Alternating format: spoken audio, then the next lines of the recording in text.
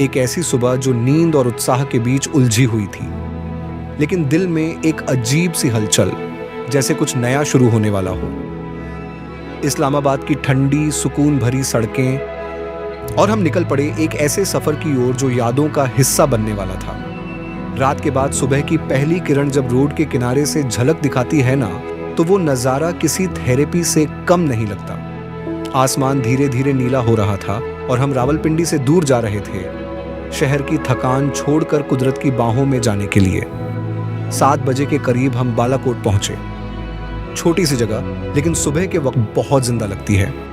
यहाँ का नाश्ता, गर्मा गर्म पराठे, मसाले वाले चने, फूले हुए ऑमलेट और दूध पत्ती चाय। थोड़ी देर बाद हम केवई वाटरफॉल पर रुके। ठंडा पानी, हवा में नमी और चारों तरफ हरी भरी वादियां। ये जगह ना सिर्फ आंखों के लिए सुकून थी, बल्कि दिल के लिए भी। वाटरफॉल के पास की चाय का मजा और पीछे से गिरता पानी एक नेचुरल ASMR जैसा फील आया। फिर लुलूसर लेक, एक ऐसी झील जो कहानियों में होनी चाहिए थी। सामने नीला पानी और चारों तरफ बर्फ से ढके हुए पहाड़। झील इतनी सुकून देने वाली थी कि लगता था वक्त यहीं रुक गया हो। और फिर बाबूसर टॉप, पाकिस्तान का एक ऐसा दरवाजा जहां से नीला आसमान और बर्फ मिले हुए लगते हैं।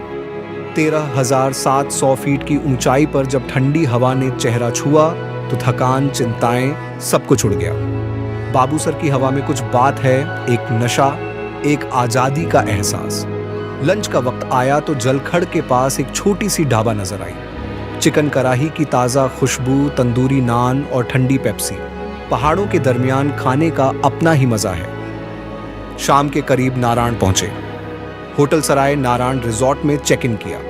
थकान तो थी, लेकिन दिल पूरा जोश में। ये शाम कुछ कह रही थी, तुम सही जगह पर हो, सही वक्त में। रात को होटल में डिनर के बाद जब बिस्तर पर लेटा तो सिर्फ एक ही ख्याल आया, ये तो सिर पे शुरुआत है, असली कहानी तो अभी बाकी है।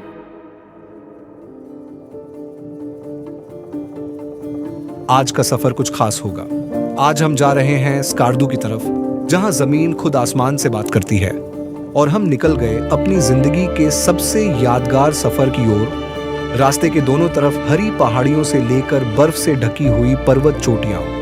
रास्ते में कई छोटी ब्रेक्स होती रही। एक ब्रेक वो थी जो जिंदगी भर याद रहेगी, जगलोट में नंगा पर्वत व्यू पॉइंट। आपने अक्सर पहाड़ देखे होंगे, लेकिन जब आप नंगा पर्वत को सामने देखते हैं, दुनिया की 9वीं सबसे ऊंची चोटी, तो आपका दिल बस खामोश हो जाता है।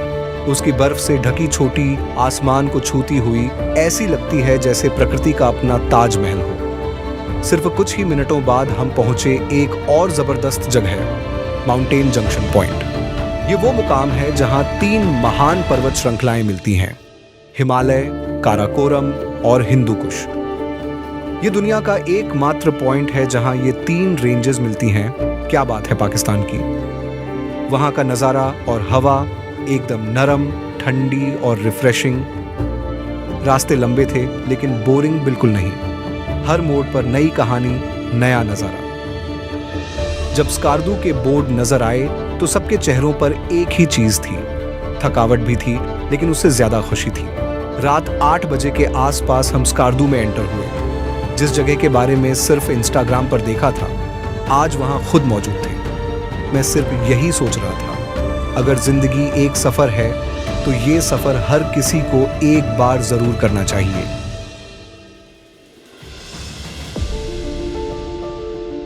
सुबह का वक्त था और स्कार्दू की ठंडी हवाओं में एक नया जोश महसूस हो रहा था। 9 बजे हम शीघ्र वैली की ओर रवाना हुए। स्कार्दू से करीब 32 किलोमीटर का सफर, लेकिन हर मोड़ पर ऐसे नज़ारे जो दिल को छू जाते थे। नदियों के साथ साथ चलती सड़क और दूर तक फैला हुआ नीला आसमान। हम पहुंचे कटपाना कोल्ड डेजर्ट। सफेद रेत के टीले जिन्हें कभी कभी बर्फ भी ढक लेती है, एक अजीब सी खामोशी और खूबसूरती का एहसास कराते हैं। जीप राइड करते हुए हर मोड़ पर नया नज़ारा सामने आता था। यह रेगिस्तान गर्मी में भी ठंडा रहता है, जो इसे और खास बनाता है। 11:30 पर हम पहुंचे ब्लाइंड लेक, जिसे सरफरंगा लेक भी कहा जाता है। यह एक ऐसी झील है जिसका कोई दिखने वाला इनलेट या आउटलेट नहीं है। इसलिए इसे ब्लाइंड लेक कहा जाता है। चारों तरफ पहाड़ों और रेत के टीलों से घिरी हुई यह झील एक सुकून भरा दृश्य पेश करती है। ठंडी हवा, नीला पानी और आसमान का प्रतिबिंब, सब कुछ एक तस्वीर जैसा लगता था।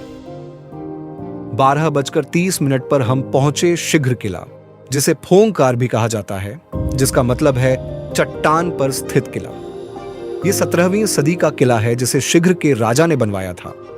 आगा खान कल्चरल सर्विस पाकिस्तान ने इसे हेरिटेज म्यूजियम और लग्जरी होटल में तब्दील किया है।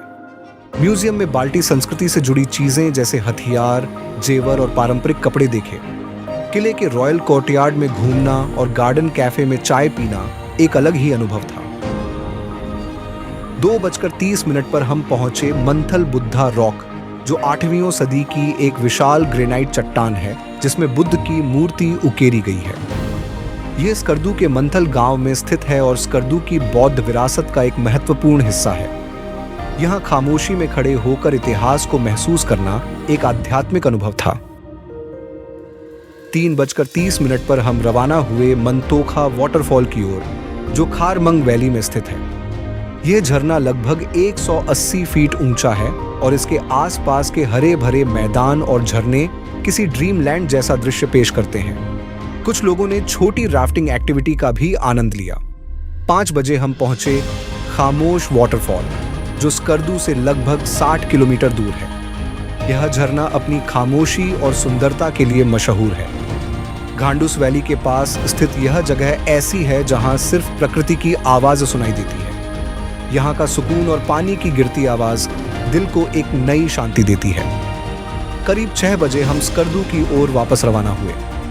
गाड़ी में हल्की फुल्की बातचीत और पिछली जगहों की यादें इस सफर को और भी यादगार बना रही थी। वो एक ऐसा लम्हा था जो हमेशा याद रहेगा।